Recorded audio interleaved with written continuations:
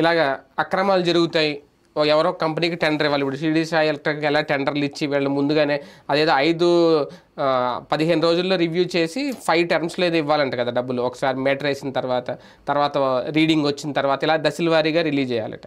అవన్నీ 15 రోజుల్లో సాధ్యం కాదు అని తెలిసినా సరే దాన్ని ఏర్పాటు చేయడం. ఇప్పుడు అదంతా ఒక గేమ్ టీడీపీ ప్రభుత్వం. ఇవన్నీ అవ్వదు మనం చేయాలంటే అని చెప్పడం డ్రామా అండి. ఇప్పుడు పెన్షన్లన్నీ 4 నుంచి 6 రోజులు ఇచ్చాడు, 6వ తారీఖు దాకా జగన్.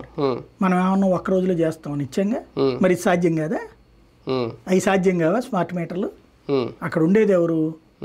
ప్రతి 100 ఏళ్లకి ఒక బిల్లు ఇతను ఉన్నాడు కదా, అతనే కదా.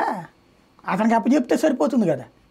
మీటర్ వచ్చి పెడతారు, పెట్టిన తర్వాత బిల్లు చెక్ చేసే అతను 15 రోజుల్లోపు వస్తాడు.